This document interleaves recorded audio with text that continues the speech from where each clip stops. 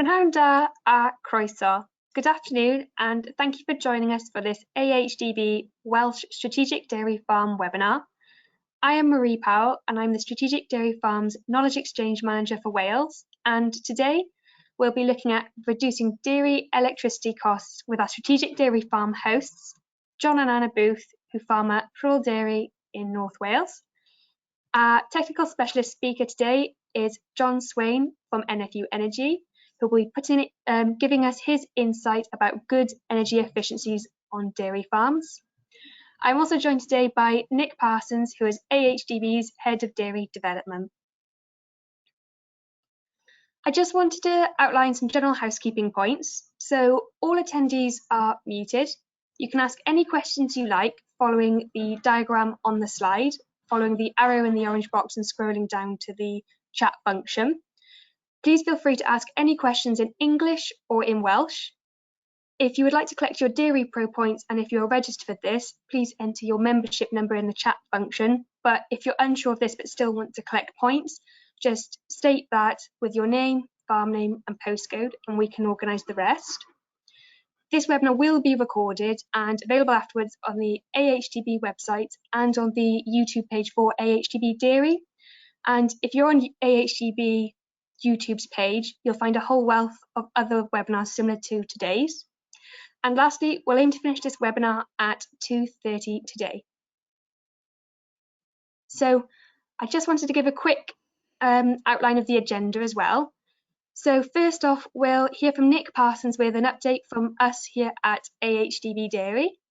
Then we'll head over to John and Anna Booth to have an update about what's been happening on their farm at Rhual Dairy since our last webinar with them back in September.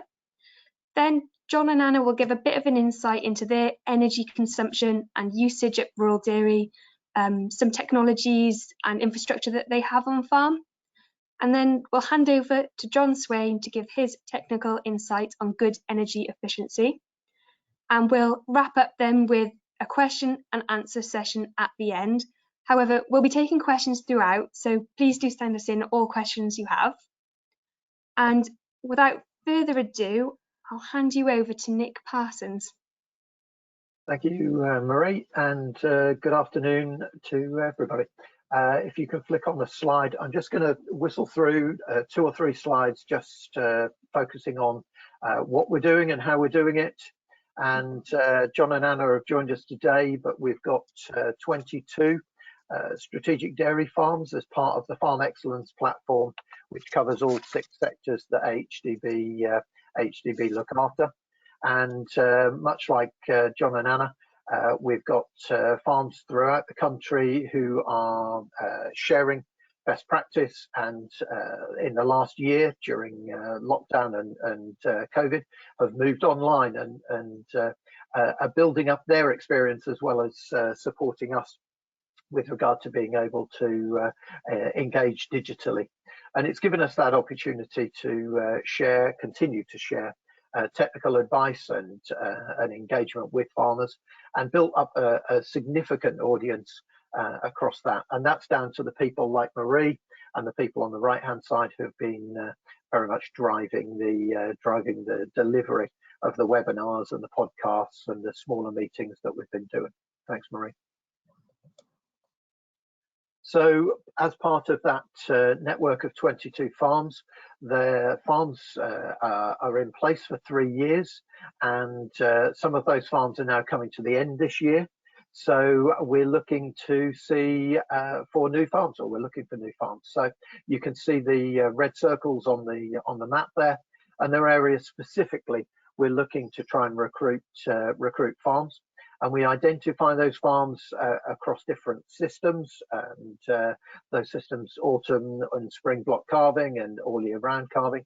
And so if you are interested in joining the network and becoming a strategic dairy farm for a period of 3 years, then make contact with your knowledge exchange manager or myself, or directly through AHDB. And we can consider working through the process of trying to take forward your recruitment. So please let us know. and we'd appreciate the opportunity, and hopefully you'll be able to move your business forward throughout that 3 years as well, with the support of AHDB. Thank you, Marie. So as part of that network, we have been focusing the strategy, the new proposed strategy for the next 5 years is very much including environment. And as part of that work, we have been working with SAC up in Scotland and ADAS across the rest of the countries, covering off some of the Farm Excellence Platform farms. So 40 of those farms, including 10 of the dairies, have gone through carbon footprinting, and along with that, we are just held a week before last a week worth of carbon meetings, and so those webinars are available online. So if you go to that address or the AHDB website, you'll soon be able to see the past events and be able to engage with those carbon meetings. Thank you. And finally, I just wanted to highlight the KPI Express tool. Now, I've talked about this before. If you caught Adrian Bland's strategic dairy farm meeting last week, the external consultants there were talking about the KPI Express tool, and it's a great opportunity to look at up to 9, but we're encouraging farmers to just go into the tool and measure yourselves, start to benchmark. And this is really the first rung on the ladder. So it's an opportunity just to begin to start to look at your own business and compare against industry targets. And that opportunity to be able to compare yourself starts to move through the opportunity to meet some of the expectations of what we believe the government are going to be looking for you to be doing as a business, as they start to change the way that funding is given to farms. So it's an ideal opportunity just to start that process, and you can look at one, or you can look at more of those KPIs, key performance indicators. And so I'd urge you to go and have a look at that tool on the website and have a go. The Knowledge Exchange team are there to support you if you so wish. So please do go and begin your journey around benchmarking, which is what we've highlighted within the Strategic Dairy Farm Network. Thank you, Marie. Brilliant. Thank you, Nick. We'll head over to John and Anna now, our Strategic Dairy Farm hosts at Rhual Dairy. John and Anna, could you give a bit of insight about your farming system for those who might not have tuned into your previous webinars? Just briefly explain it and give us an update about what's been happening at your farm since the last webinar in September. Okay, yeah. Good afternoon, everybody. Yeah, we farm 330 Holstein Friesians here at Rhual. We average 8,500 litres per cow per year. We send at peak generally about 7,500 litres a day. We're all year round calving, and we graze the cows, all the cows, for as long as we possibly can. We generally turn out about late March, and we bring them in when we really do have to, which is probably right up into November. We also rear all our own replacements. So that's a rough guide to what we do here. What we've been doing recently, well, we had a new member of staff start 6 weeks ago. He's working out very well.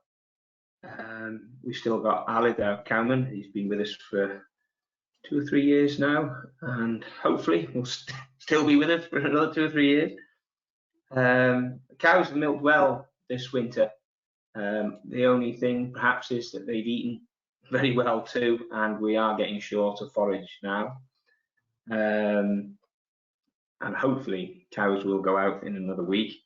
We put urea out about 3 weeks ago, and we've also had a lot of our heifers calved. Probably about a quarter of all our heifers a year have calved in the last 2 weeks.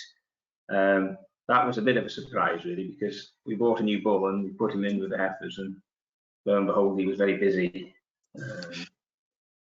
We've also been involved with Farmer Time during the winter. I don't know whether anyone's come across that, but it's been quite rewarding.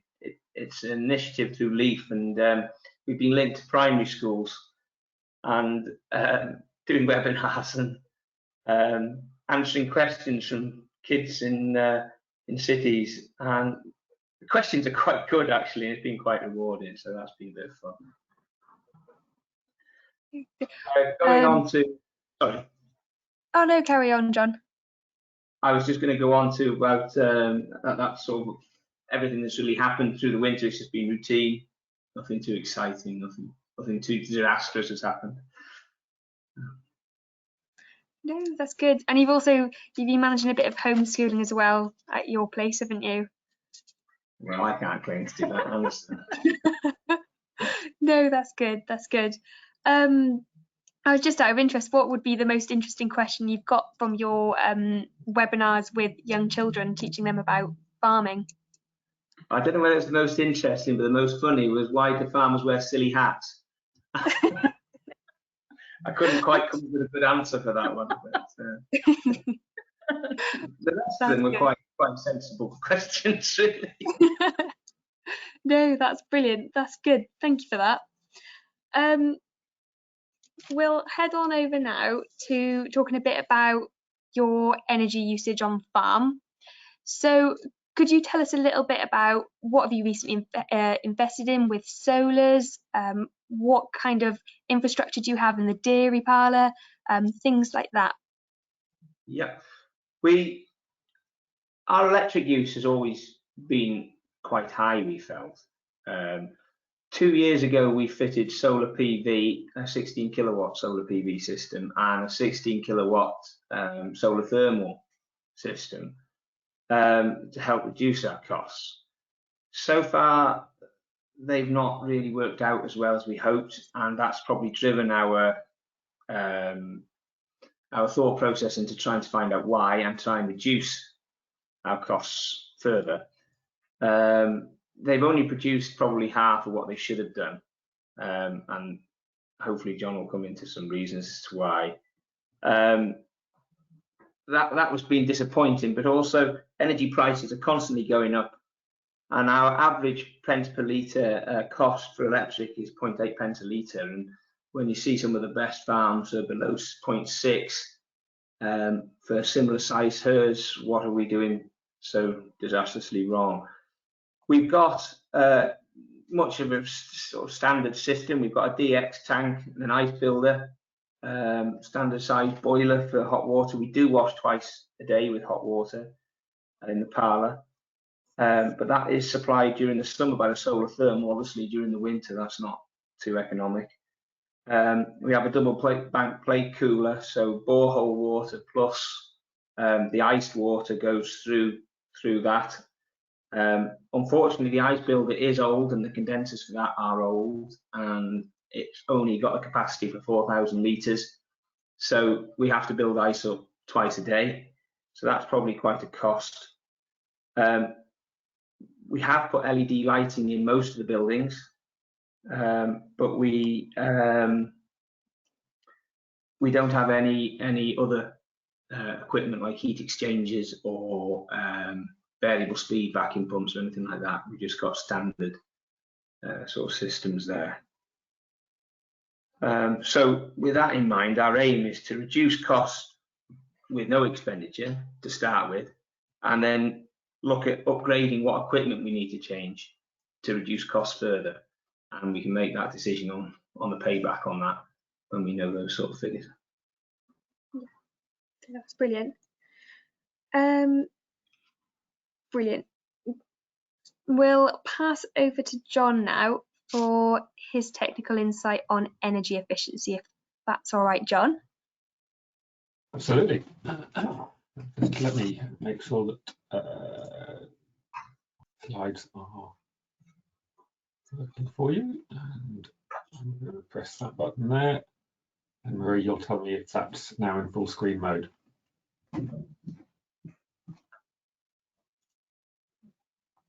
Yeah. Marie, is that right? It is. Great. Yes. Okay. Good stuff. Okay, so you're going to get 2 Jonathans for the price of 1 here, and it seems that most people on this call are called John one way or another, aren't they? But my colleague Jonathan Sandercock has done a little bit of work on the, I say a little bit of work, that's underplaying it, quite a lot of work on the underlying numbers, and I think it's only fair that he presents some of those numbers to you.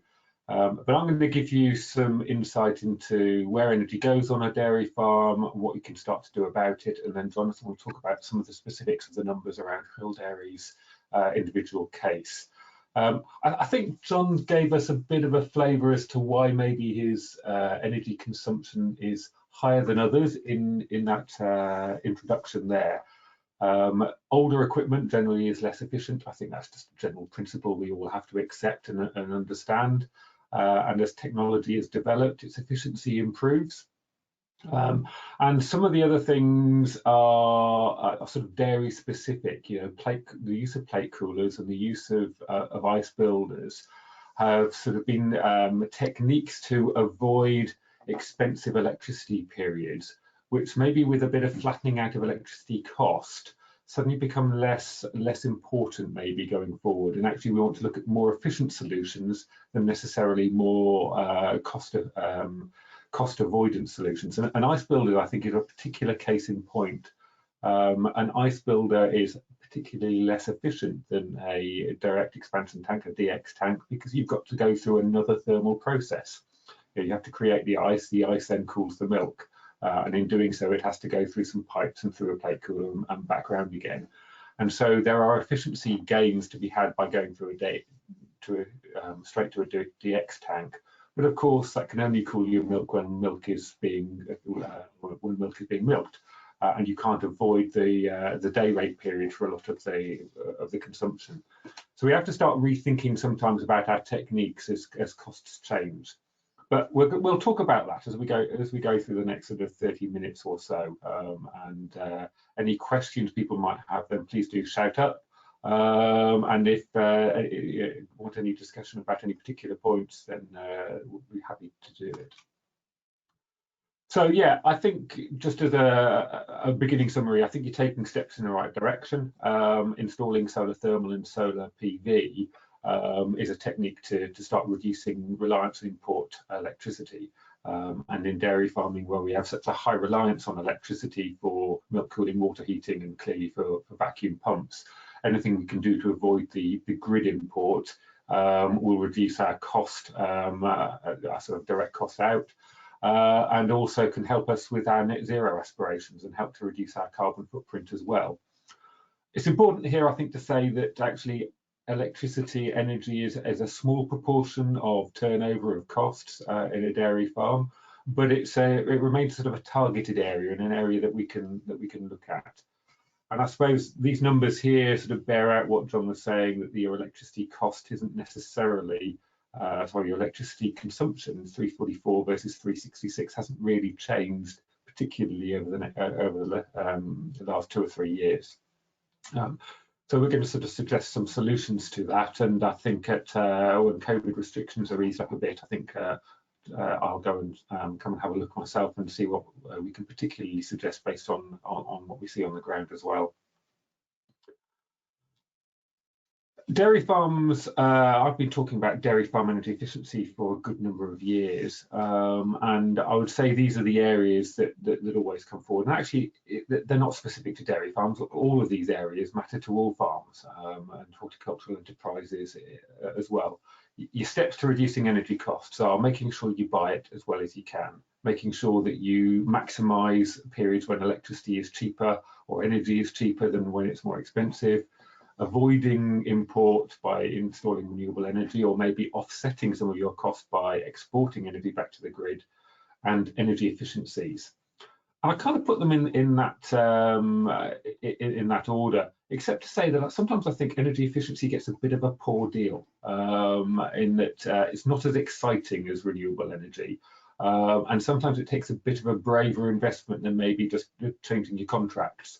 But energy efficiency is going to be one of those things that I would hope we'll all concentrate quite hard on over the next few years, without the incentives to back up the installation of renewable energy and some of the renewable technologies being still quite expensive for the returns they give. starting to reduce your energy cost fundamentally by paying attention to your equipment and paying attention to how you use it becomes quite a key part of your strategy to reducing your energy cost. Let's start with purchasing. Traditionally, as we say here, a day-night tariff was what we would always suggest for a dairy farm. And that kind of borne out by the fact that you've got very high early morning consumption, quite often sort of 4 or 5 o'clock in the morning onwards, which is within that economy 7 period or that night rate period. For clarity, that night rate period is most often midnight through to 7 a.m. on a DMT type time clock. And so most people would head towards an economy 7 type tariff and move equipment consumption to the cheaper rate period.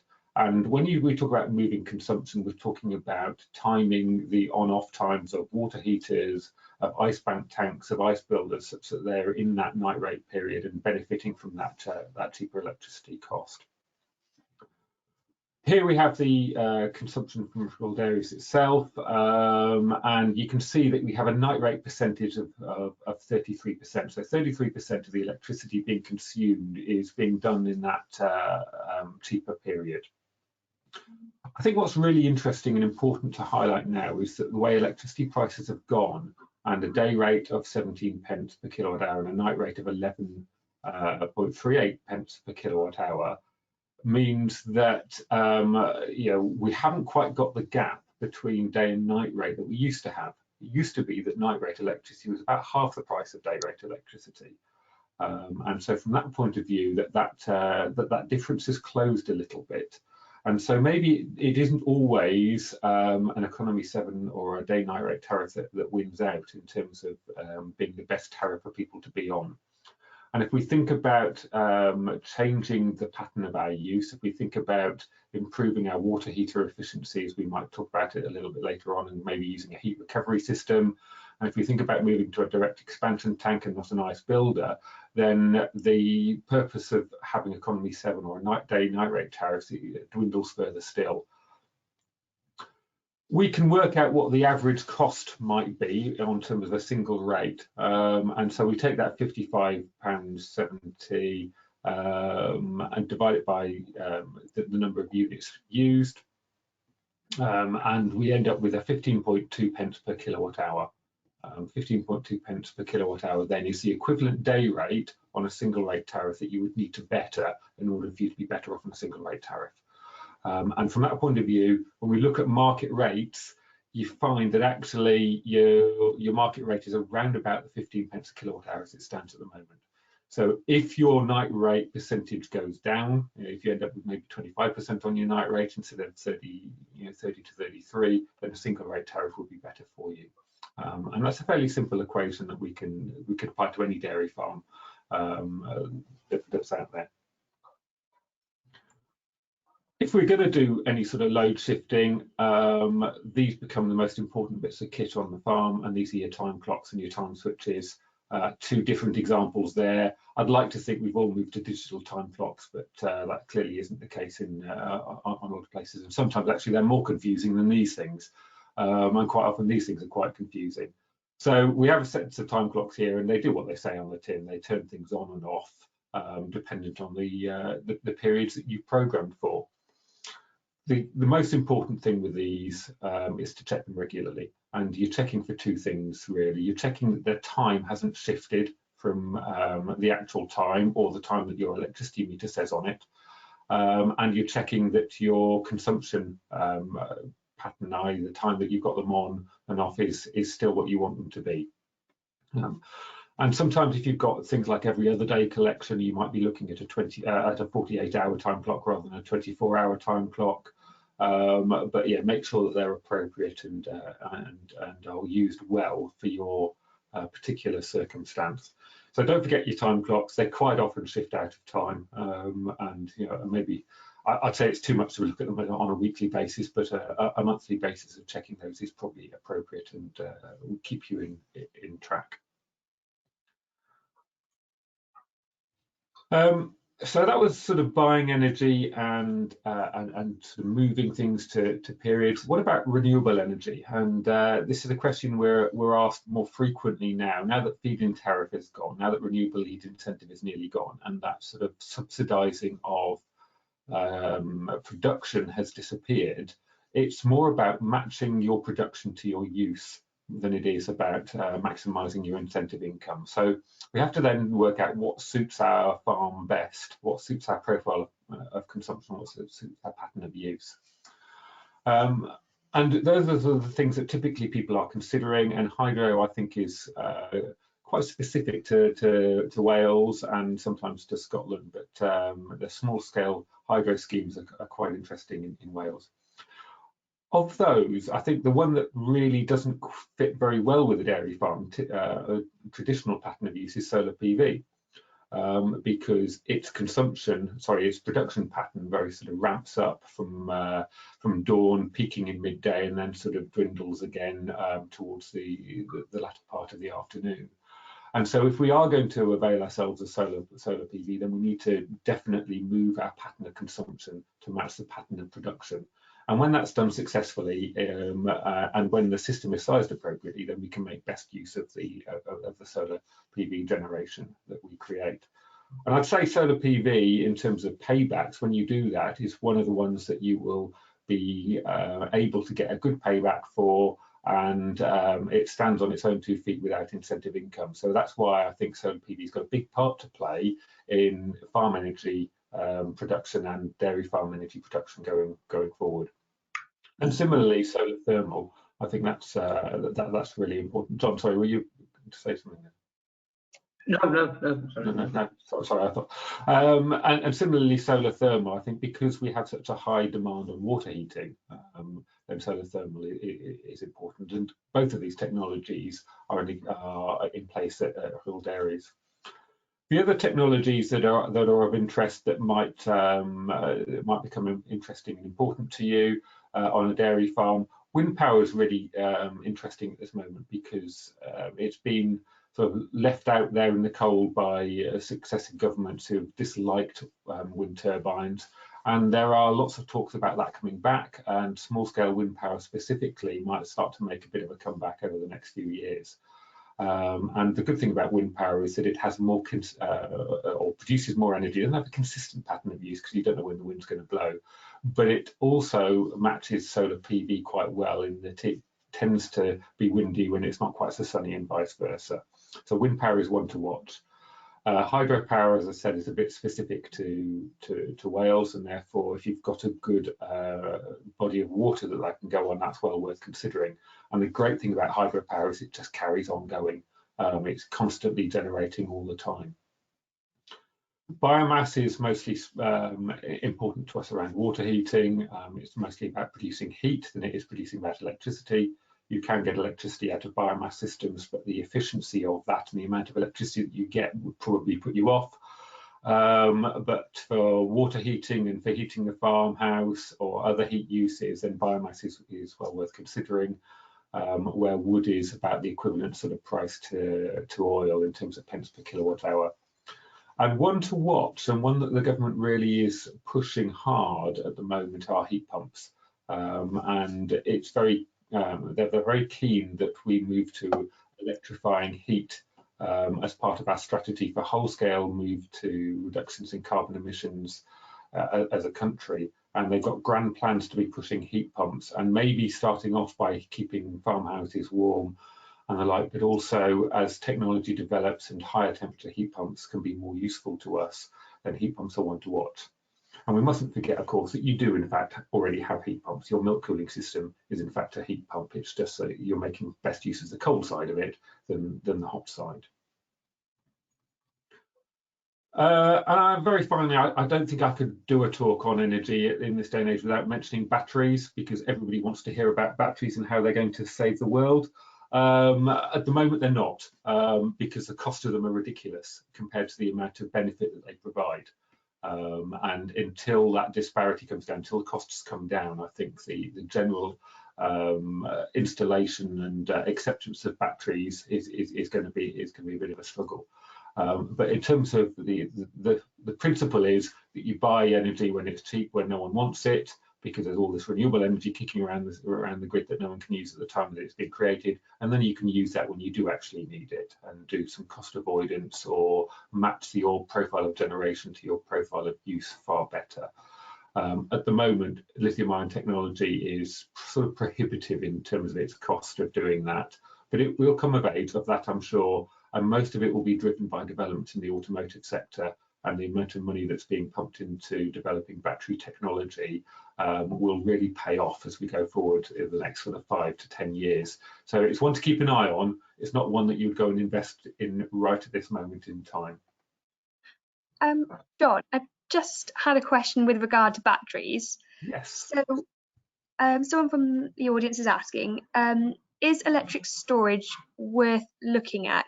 And I'm just thinking, to those points that you've put, does one favour it more so and then others less so for storage? Yeah, is electrical storage worth thinking about? It will be worth thinking about as the costs come down. Right, as I say, right at this moment in time, it probably works really well at very large scale, and the economics are favourable at really large scale, and especially where you can get support payments from the national grid for helping them out. You can make the economics work. I don't think you can make the economics work on the buying cheap and using when expensive, what we might call price arbitrage type approach. The other area where batteries work really quite well is if you're struggling with capacity, of course, and if you're looking at a challenging price for an upgrade of capacity or a grid connection to go to connect a new farm or a new building. And actually batteries can be quite competitive in terms of small amounts of energy of power delivered in remote locations where other costs might sort of rule themselves out. Perfect, thank you. And here I'm going to sort of hand over to my colleague Jonathan just to talk about the sort of things that we've thought about on the solar PV for Rhual Dairy specifically. Jonathan. Thank you, John. As mentioned, Rhual Dairy have invested in a 16 kilowatt southeast facing array, which is grid tied to export any excess electricity produced. It's important to note that there are no tariff payments on this export, which I'll address later. Being southeast facing, the prime generation hours are in the morning and where the angle of the sun is low, especially in the winter months. However, because of this low angle of the sun, nearby trees can cast shadows onto the panels, and this could explain the below average annual electricity generation. The type of installation can have a huge impact on the array's performance in the event of shading. Two common installations are shown here, which propose two different solutions to this problem. If the panels are connected in a long string, like on the right image, shading on just one panel can bring down the output of the entire array.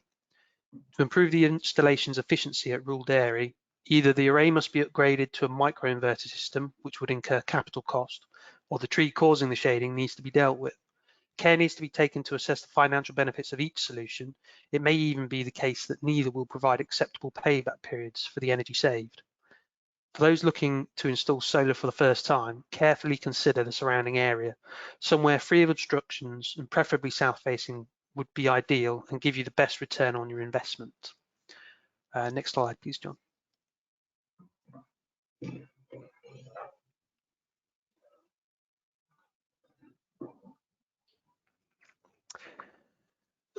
It can be difficult to make a judgment call on whether the shading is significant enough to warrant any action. This is where historic data could help you make the most of your solar PV. We would be able to see at a glance the impact that shading, dirt, or even panel failure is having on the electricity output of the array. Here we have a comparison of the average daily grid electricity consumption based on the half-hourly utility data at Rhual Dairy in July and November. We can see that less electricity was bought between 9 AM and 1 PM in July in the hatched area compared to November. This is likely due to the solar panels providing more power during the summer months, which is as expected. While this helps us understand that less electricity is being bought from the grid during this time, it does not give an accurate representation of the amount of solar energy being produced or consumed.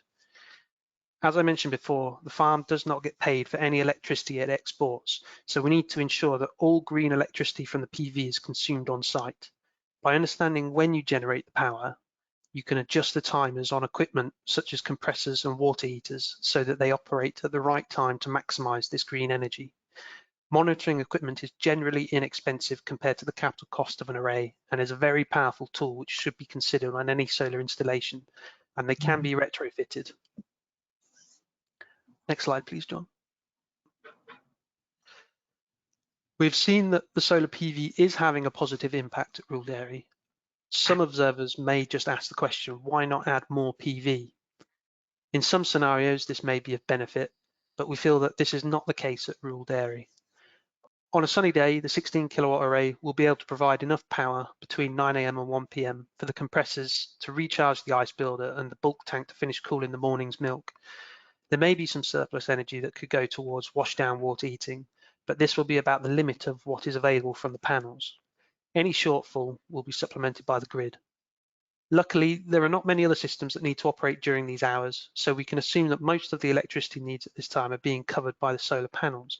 The PV array output is well matched for their current usage profile.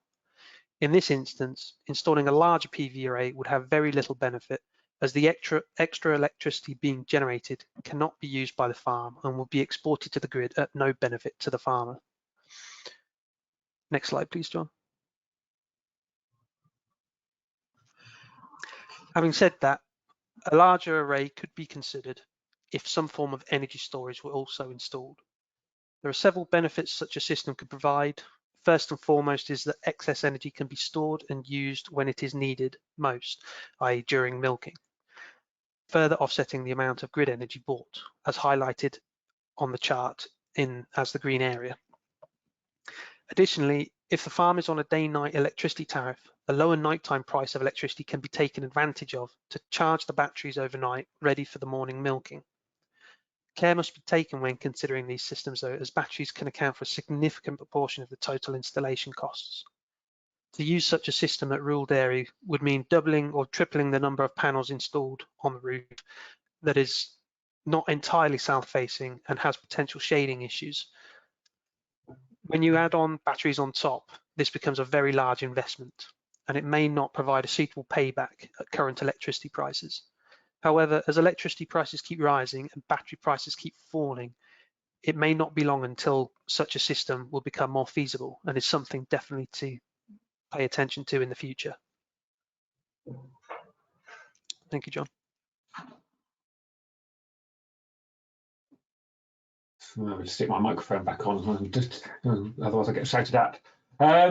Yeah, I think it's an interesting set of circumstances that you can start to think about when it comes to PV.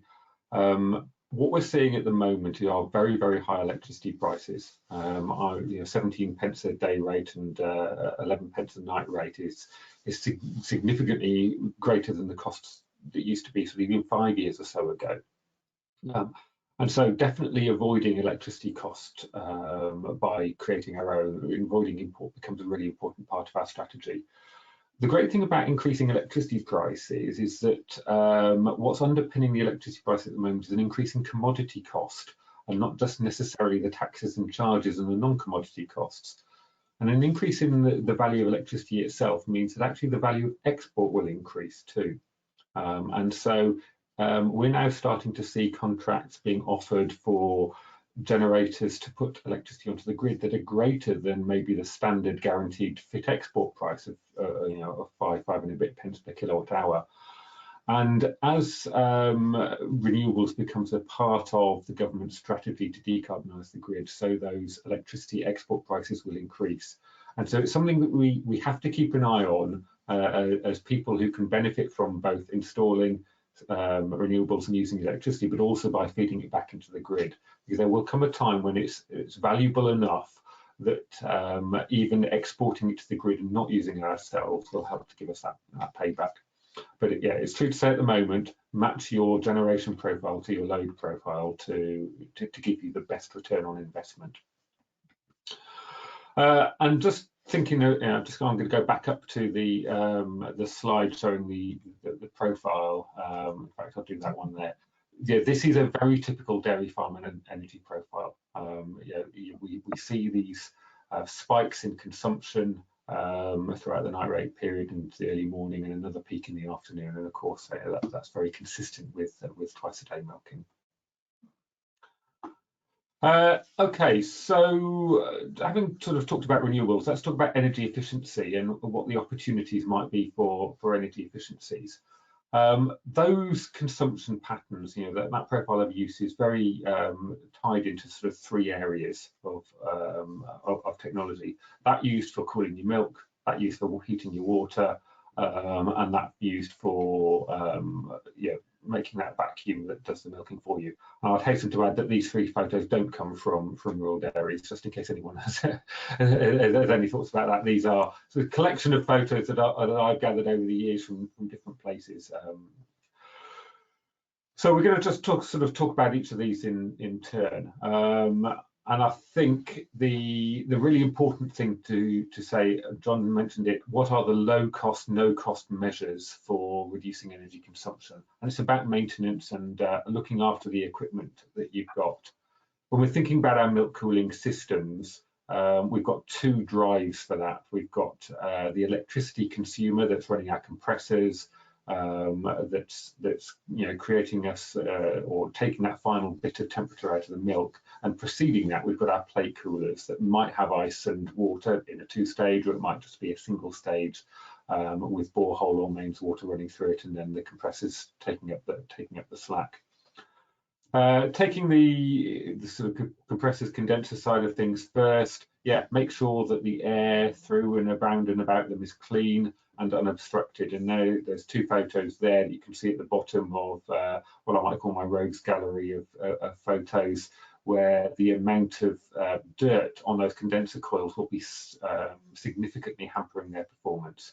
The one on the right was from a fairly dusty arable farm that had looking alongside it, and the one on the left is the effect of oil coming out of the vane pumps fairly close to where the condensers are, being sucked onto those fins, and of course that makes them really sticky, and anything that's around and about can stick to them.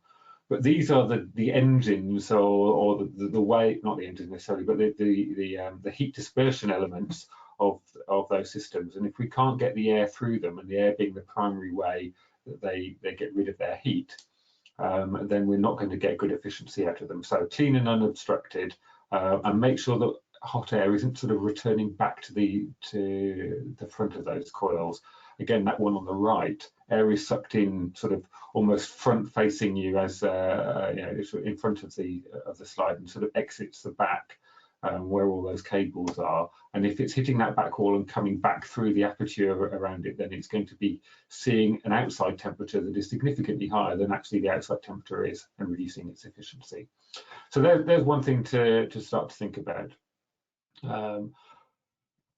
Make sure that your condensers are regularly serviced, and then we need to start thinking about refrigerant levels and upgrading equipment as well. So have we got the most efficient compressors in our system? But maintenance first.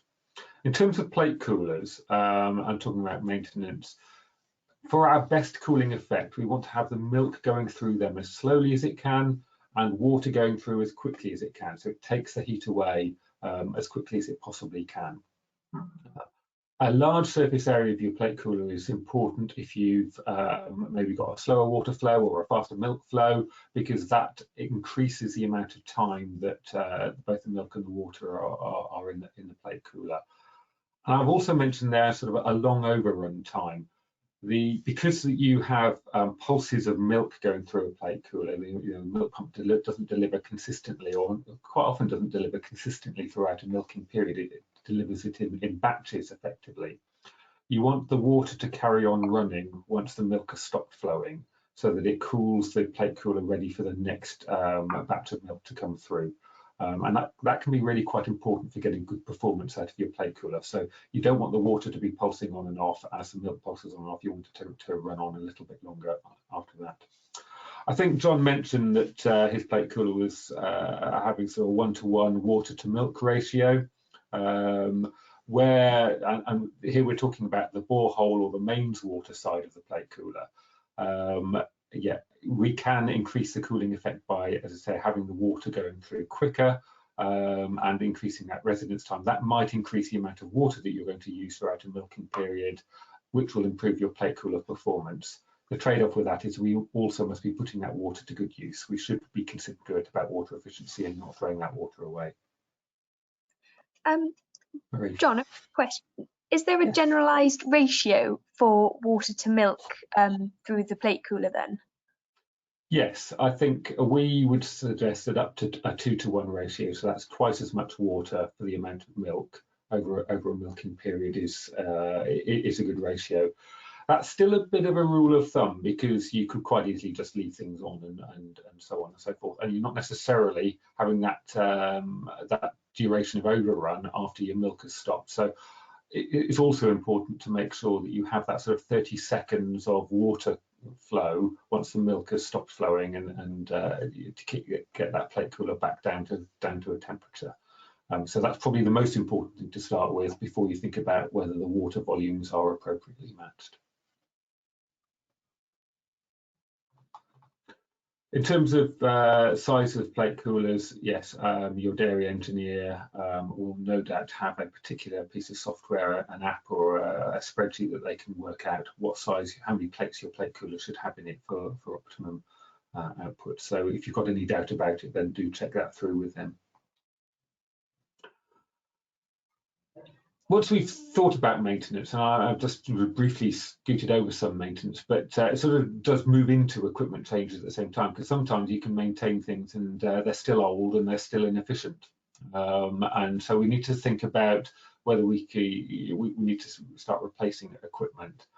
The sort of 3 areas for that sort of mirror the energy consumption: vacuum pumps, water heating, and milk cooling. Sometimes you don't necessarily need to replace the equipment, like on the one on the extreme right, which is a bit of an extreme photo, but that is a real picture of a water heater covered in slabs of cavity wall insulation on the bottom right there, which is a phenomenal solution. And of course, the heat loss from that heater will be next to nothing. And coinciding with that, the picture just above it, which is just a bare stainless steel tank. So there is an incredible variety in equipment that's out there.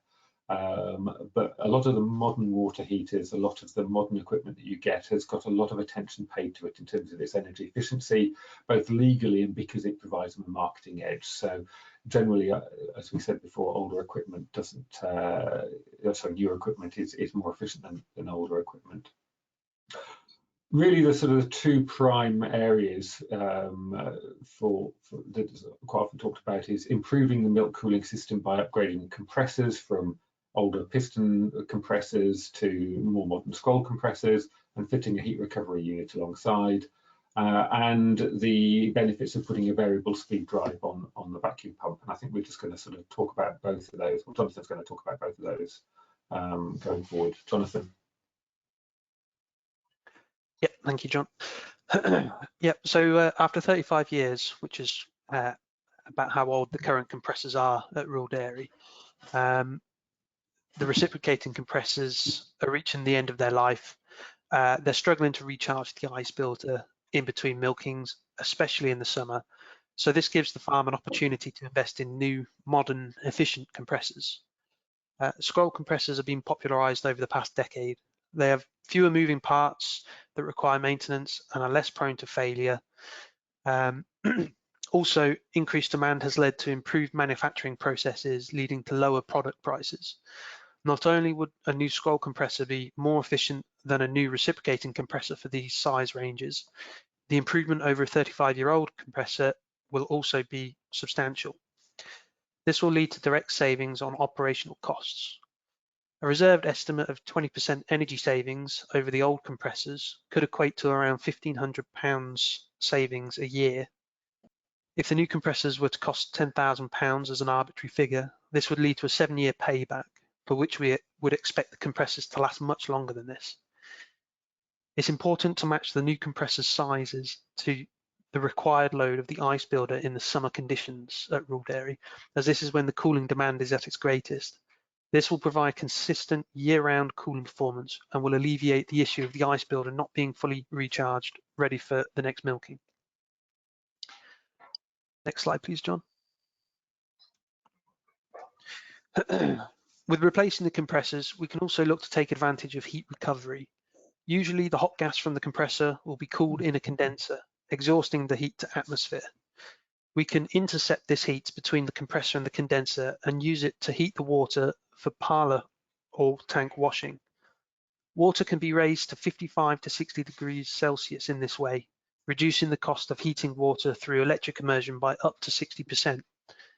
The cost savings represented on this slide are based on heating a water vessel of 360 litres for the parlour washing twice a day, and also a 300 litre tank wash vessel once a day. And it also assumes displacement of grid electricity. So that's £2,800 a year. The cost of a system should provide financial payback within 5 to 6 years as a reserved estimate.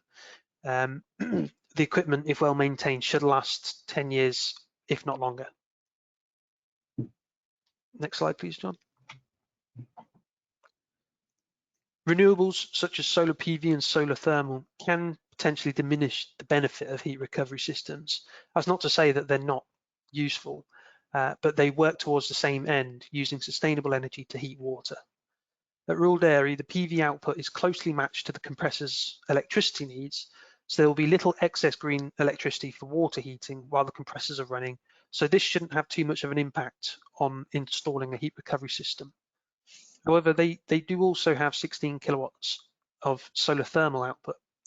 A heat recovery system can still be beneficial in this scenario, but the financial payback may not be quite as favourable. Heat recovery from the compressors will still provide the hot water needs of the dairy during overnight periods and in the winter months where the solar thermal system will have some shortfalls. But during the day in summer months, the heat recovery system may not be needed at all. Complex systems like this need to be investigated on a case-by-case basis to determine feasibility. They will inevitably be greener for the environment, but it may hurt the farmer's wallet to have them installed. Next slide, please. Another easy win for reducing operating costs is the addition of variable speed drives to the vacuum pump sets. Traditionally, a vacuum pump is sized for its largest demand, which is usually hot washing the milk lines. During milking itself, there is an air admittance valve to help balance the vacuum pressure while the pumps continue to run at full speed. The importance of a variable speed drive is to allow modulation of the pump's operating speed so that during milking, when less vacuum pressure is required, the pump can slow down, thus using less electricity. The cost of approximately £2,500 per year has assumed that the pumps run for 5 hours of milking per day at the maximum rate, which consumes 4 kilowatts of electricity per pump. By installing a variable speed drive, the worst case scenario of only achieving energy savings around 20% would equate to an 8-year payback for installing the variable speed drive. The controller should last significantly longer than this if well maintained. However, some farmers have observed energy savings up to 50%, which would mean payback of just over 3 years, further reinforcing the argument that variable speed drives are the way forward. For Rhual Dairy, this could result in over £1,200 of savings every year for the lifetime of the pumps. Next slide, please, John. In conclusion, there are 3 possibilities that we've identified as areas for improvement at Rhual Dairy that should directly impact their operating costs. These are heat recovery, variable speed drives for pumps, and the new higher efficiency compressors. Annual electricity bill savings of up to £5,400 could be possible, whilst also having the added benefit of saving over 9 tonnes of carbon dioxide a year. The next step would be to speak to installers and manufacturers to get firm quotes on the new equipment to quantify then how many years possible payback periods could be. Thank you. That's all, John. Thank you, Jonathan. And I think that sort of brings our assessment to a bit of a conclusion as it stands. I think the the areas of technology that we've discussed are very typical to most of the dairy farms that we see. And I think that most could benefit from one, or if not all, of the techniques that we've sort of described today. So without further ado, I think, just sort of hand back to Marie and to John and Anna, and just get some thoughts and answer any questions that you as an audience might have. Yeah, we'll open to the question and answer session now. So please send us in all of your queries and questions. And I can kick off with a question for you first, John. Which John? Which John? Yeah, there's three of them. John Swain, please. Okay. For carbon footprinting, are kilowatt hours produced from, say, solar considered greener than for, say, the grid? That's an interesting question, and clearly you've got a bit of an interest in carbon footprinting, whoever asked that question. So if you think about the grid electricity consumption that you have, that has around about 220 to 250 grams of carbon dioxide associated with its production and transmission as it stands at the moment. That's come down quite dramatically from grid emissions consumption of around about 400 grams per kilowatt hour, sort of maybe 5 to 10 years ago. Because we've reduced the amount of coal generation and we've increased the amount of renewable generation on the grid. With solar PV or any other sort of renewable generation, if you're using it yourself, then you're clearly avoiding the use of grid electricity. You're avoiding the use of that electricity with those carbon emissions associated with it. And whilst all renewable energy comes with some carbon emissions associated with it, will be significantly less than you can buy from the grid as it stands at the moment. What you can't do is say that because you've produced an excess of electricity and sent it to the grid and sold that to your energy supplier, you can't take that as an offset. So you can't say, I bought in 20,000 kilowatt hours, I produced 10,000 kilowatt hours, and I sold 10,000 kilowatt hours. Therefore, I can deduct that 10,000 kilowatt hours of carbon emissions from my consumption, can't I? That isn't true. You can't do that. If you've sold the energy to the grid, you've effectively sold your carbon credentials as well. So if you're using renewable energy, renewable electricity to offset your carbon emissions, then it's or consumption of electricity from that you use yourself, that should be attached to your carbon footprint or reduce your carbon footprint, not what you sell to the grid.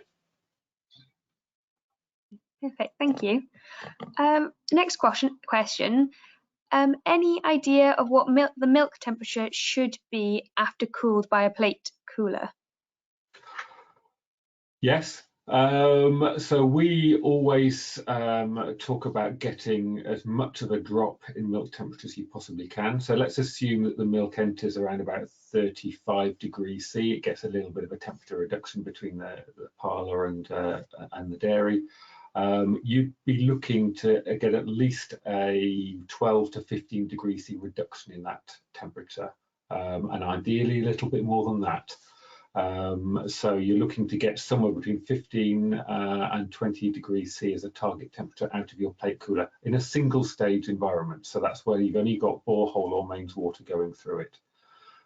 You can, an infinitely large plate cooler with an infinitely slow milk flow and an infinitely fast water flow, you could get your milk temperature to the same temperature as the water going in.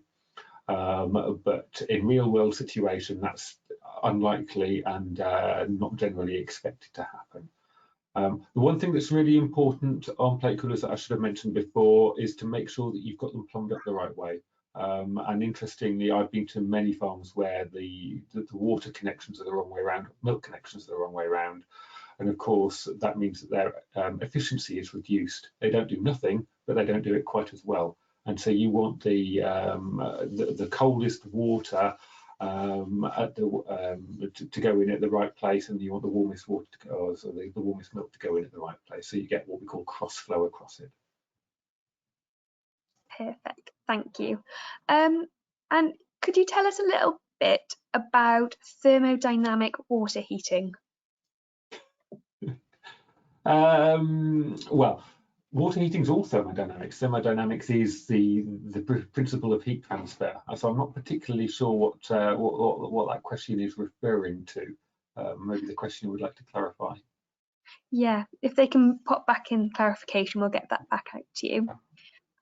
This might not be your domain of your expertise, but can it be quite tricky with regard to planning permission to get wind turbines on farms?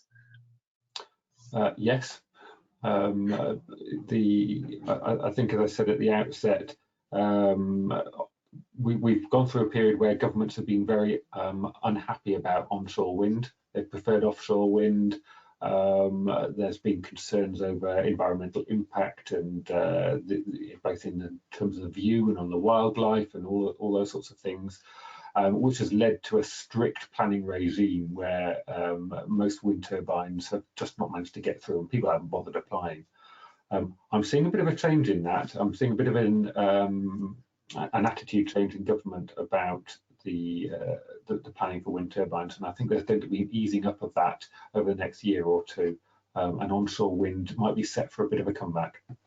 I said it here first, and someone's going to beat me up about it in 2 years' time, but there you go, I've said it. No, that's brilliant. Another question from the audience then.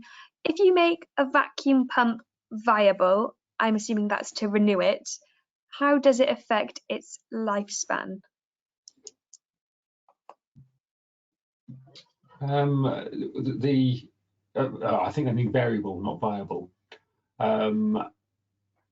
So a variable speed vacuum pump will actually have probably a longer life than normal because it's not running its stress point all the time. The bit that you might suffer over time is the controller. It's an electronics controller, electronics box. You might be expected to replace that at some point during the lifetime of the pump. But the pump itself will be operating at a lower stress condition. It'll be creating, the motor will be running slower. It should last, equally as long, if not longer, than you'd expect in normal service. The great thing about variable speed pumps is that the energy saving is disproportionate to the speed. So if you turn your vacuum pump down by 20%, then you'll actually reduce its consumption by 50.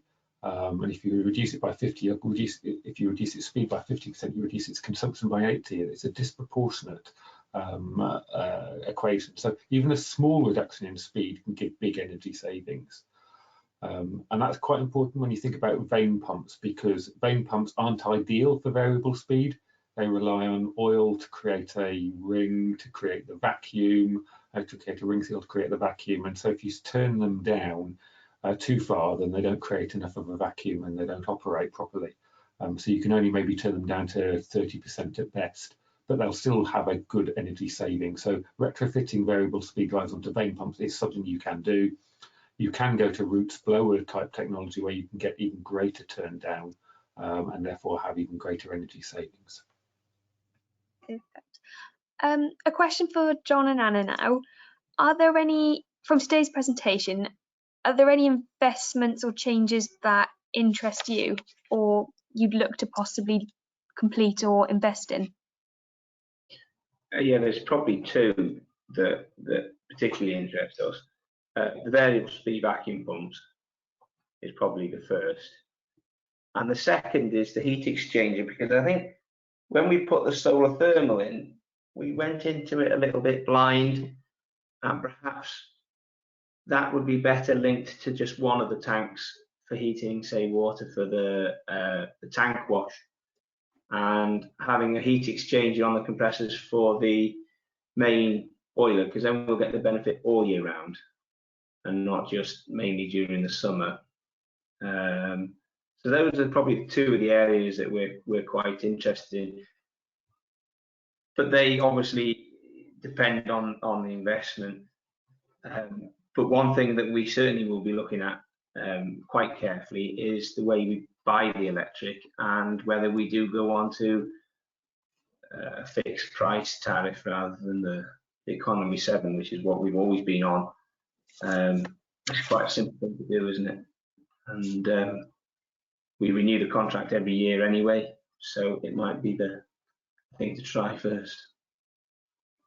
Yeah, perfect. And I've got a question for you, John Swain. Are there any KPI measures that farmers can quickly calculate, such as kilowatt per cow, just to measure if they have a high usage or a low usage? Is there an industry measure for that? Yeah, there are. We're currently doing a little bit of work with AHDB through our program called GrowSave, and I think this is something that you all might like to look at over time. We're updating some pages and web pages on the AHDB website that sort of explains quite a lot of what we talked about today. But also on there will be a simple put your data in and get a calculation of kilowatt hours per cow, kilowatt hours per 100 litres of milk. And that will give us or give you an idea of where you sit amongst a high, medium, low user. So generally, I keep the number in my head of around about 400 to 600 kilowatt hours per cow is sort of an average to high-ish user. That's the sort of number I keep in my head. The equivalent in hundreds per kilowatt hours per 100 litres of milk escapes me right at this moment in time. But those are the sorts of things that you can start to look at, and yeah, we have seen some really quite low users, quite often down at the 250 to 300 level, but they generally have a high proportion of renewables and a high proportion of energy recovery, and maybe slightly different calving systems.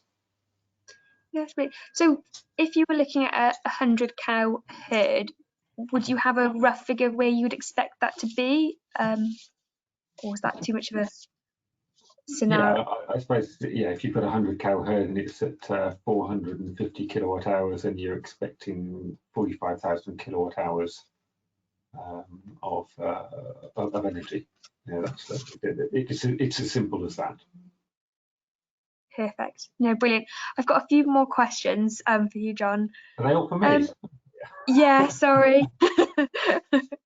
Can you get single phase variable speeds vacuum pumps? Ish, yes. If you're on a single phase, you can get you can avail yourself of variable speed. Generally, that involves a bit of a phase converter. So you actually end up with a three-phase vacuum pump with a single phase converter. It's single to three-phase converter before hit. Of course, that increases capital cost. Yes, but yeah, it is possible. Generally, it's not a very common solution. Mm-hmm. And probably a question for both John and Anna and John and all of you. It's probably a bit of an opinion-based one. There is a trend for leaving lights on in cubicle houses for 18 hours a day with a promise of promoting more litres. Is this a justified approach? As farmers, John and Anna, I think you're probably best placed to answer whether you've considered extra lighting for your animals. We put in LED lighting on timers. Was it 2 years ago? And we saw the benefits almost straight away. I wouldn't go away from it personally, and the cost of running them is very insignificant in comparison to other things we're doing. So to me, and yes, I would most definitely go to a patterned lighting system and have complete darkness for 4 or 5 hours a night. And presumably, John, you've also seen an increase in feeding requirement with that, and water requirement, sort of alongside that increase in yield. It was more. Yes, you could in that respect, but we find that the fertility is generally improved. It's just generally their whole. I'm trying to think of the word. Well-being, for want of a better explanation, is better. They're calmer, they're quieter. It's like a summer's day in the shed all year round. and the benefits. If you put it in a shed, you'll notice it straight away, without question.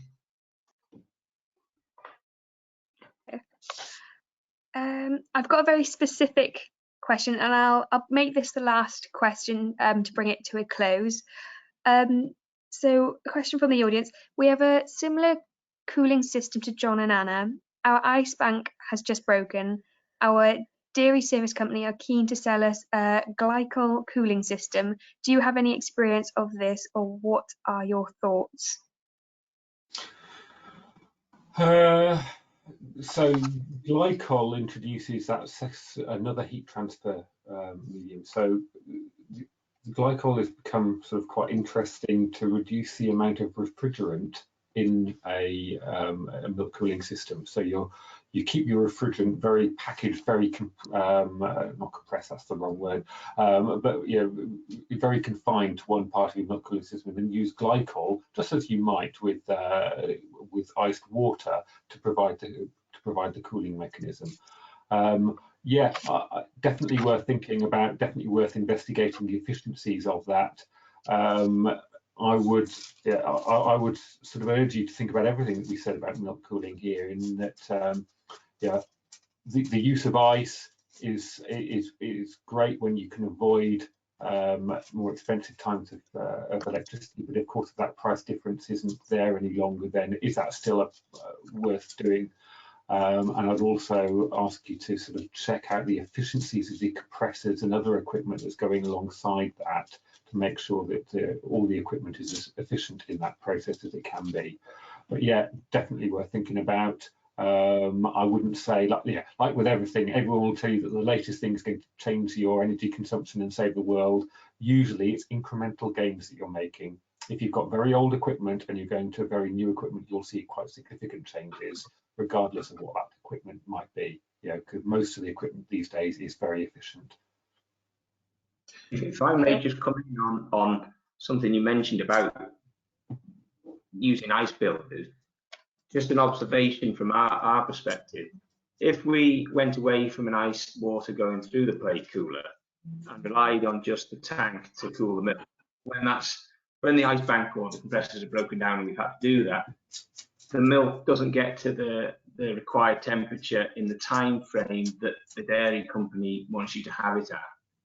And as we're collected more or less as we finish milking at night, it's just, we need that extra oomph of the ice to get the milk down. Our tank isn't that old, probably only about 6, 7, 8 years old. Our tank's more efficient now. Yeah, it's a very important point worth mentioning, and I should have mentioned it earlier. I apologise for that, but the sizes of the compressors and the milk cooling equipment to a tank are generally considerate of what goes before it. So if they know that there's an ice builder going on if there's an ice builder in the system before the DX tank takes down the final temperature, then of course the equipment will be matched to suit the temperature drop required in the required time. And so if you take the ice builder away, then you will probably need to up the size of the compressors on the DX tank, and maybe even the heat transfer area of the DX tank, in order to get that temperature drop from 20 degrees down to 4 in the required time. So it's not necessarily about the efficiency of the tank as much as the appropriateness of the sizing of the cooling system of the tank. Quite a lot of DX tanks are only sized for holding purposes. Most of the cooling's already been done. They're just sized to keep it at that low. Just take the final 2 or 3 degrees out of it and keep it at that low temperature for a maintenance period. Thank you. Perfect, thank you. I'll bring the question and answer session to a bit of a close, but for any unanswered questions from today's webinar, I'll go and get the answers from John and Anna, John and Jonathan, and these answers will then be put on the AHDB website along with the recording, and we'll also email out a summary with the question and answers on an email shortly. So please do send us in any final questions that you have, and we'll get them answered after the webinar. So I'll just do a quick wrap up, and I just wanted to highlight today that this webinar was jointly delivered with Farming Connect. And Farming Connect have a range of services available to Welsh farmers and foresters. They have their advisory service, which offers one-to-one advice up to 80% funded for such as business advice and technical advice, and that can include subsidised soil and forage analysis and succession planning and financial planning. They also offer one-to-one surgeries that a farmer can access if they're based in Wales and Farming Connect registered, where they can get one-to-one free advice with a consultant in their specialised area, and the topics are on this slide. If you're interested in finding out more about their one-to-one surgeries and their advisory services, please get in touch with your local development officer. And I appreciate you might not be able to get their details from this slide, but if you go onto the Farming Connect website, you can find out who your local development officer is and find out more about their one-to-one advisory services and their one-to-one surgeries. And further to that, I wanted to highlight that there is some information from AHDB available to you. With me, AHDB have a 5-year agreement with NFU Energy, and this is to provide technical information on energy efficiency practices. So if you go to the AHDB website and look for GrowSave, you will come to this you'll come to this webpage, and sorry, my screen's just going a bit glitchy, but it's okay. You'll come to this website and you can find information about energy efficient practices. GrowSave was originally based on horticulture, and due to its large success there, it's recently gone and expanded to the dairy sector. So if you click on AHDB GrowSave and look at the links, you'll find a fact sheet on milk cooling. And if I'm right, John, approximately a third of energy usage on dairy farms is consumed by the milk cooling process. So it's very much worthwhile having a little look, going to GrowSave and downloading this fact sheet and printing it off and having it to hand. That's right, Marie. I think it's also worth saying there that over the next 3-4 months, there will be considerably more information on dairy farm energy use on that website. We're just sort of finalising the content of that and delivering that to AHDB, such that that will be uploaded probably sort of April to June time this year, and we'll cover all of the aspects of what we've talked about today. Perfect, brilliant. And having some technical issues with my screen sharing, which I don't know quite why. Sorry about this. That's everything from us. So I just wanted to say, well, from all of us, thank you for all of those that have tuned in and participated.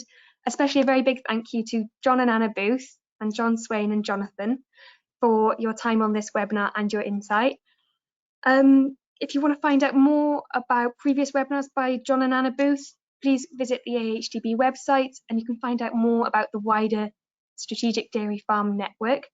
But for now, from all of us, I hope you have a lovely afternoon. Diolch yn fawr, thank you very much, and goodbye. Thank you. Thank you. Goodbye, everybody.